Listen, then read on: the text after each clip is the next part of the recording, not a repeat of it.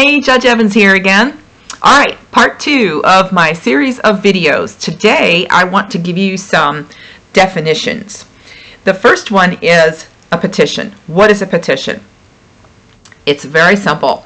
It's a document that gets filed with the clerk of court, and it gets a lawsuit started and puts everyone on notice for what you want from the court.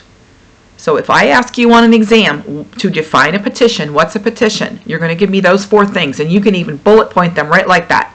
A document that gets filed with the clerk of courts, that starts a lawsuit and puts everyone on notice of what you want from the court. A counter petition does the same thing, but it doesn't get the lawsuit started. It's a counter petition. All right? Now, both of those documents are responded to with something called an answer. An answer is a document that gets filed with the clerk of courts, and it tells the court and everyone else what your response to the allegations is. There are 3 responses: admit, deny, or without knowledge. So for example, let's say that a dissolution of marriage has been filed and someone alleges that the marriage is irretrievably broken. You would respond, file your answer, and you would either admit or deny that the marriage is irretrievably broken. You could say without knowledge. That makes no sense at all, but it's one of the possible choices. Now, what you don't have to say is admit that the marriage is irretrievably broken because so-and-so is a cheater and a liar, period. Now, you don't have to say that. You can just say admit or admitted, deny or denied, or without knowledge. That's it. You don't have to give up any other information other than whether or not you admit it or deny it. It's quite simple. So both the petition and the counter petition will be answered, or should be answered, within 20 days after being served. All right. Now, if once the litigation is started, if you want temporary relief from the court, temporary meaning during the litigation, so it could be for a month, it could be 3 years, depending on how long the litigation lasts, you would file what's called a motion. Again, it's a document that gets filed with the clerk of courts, and it asks for temporary relief. For example, you move the court, you don't motion the court, it's called a motion, but you're moving the court for relief.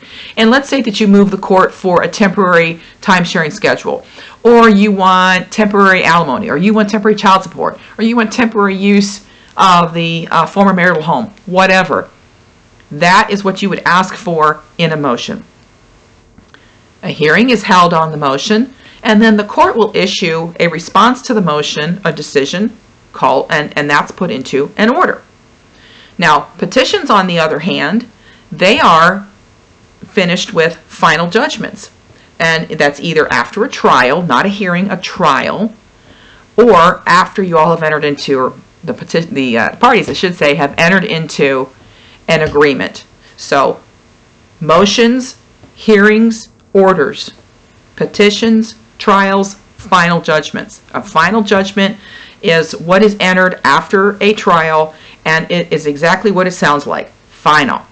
Done. The lawsuit's over at that point, or you hope it is, which maybe somebody's going to appeal, that's possible. But the point is that the court believes the work is done, and hopefully everybody's going to be happy and goes on their way. Okay, so I want to also talk about what mediation is. This is a very important process in most of the family cases that I handle. And that is where both sides sit down with a neutral third party at a neutral location usually, and they are in a confidential setting, and they talk about what can they do to resolve the litigation. Generally, you want it to be a conflict-free space so that people will come and they'll bring their best deal and say, okay, this is what I'm willing to do so that we can get out of this litigation. Because here's a little hint, litigation doesn't resolve problems. It just exacerbates the problems that are there. So if you can resolve this problem yourself, this litigation yourself, you're going a long way to settling down things for you and your family if there are children involved. So that's mediation. It's confidential. I do not get to hear about it. It's kept completely quiet. If somebody shows up to mediation and acts like an ass, I'm not going to know about it. because by statute, it's confidential. Okay, that's what we have time for today. I will see you in the next video.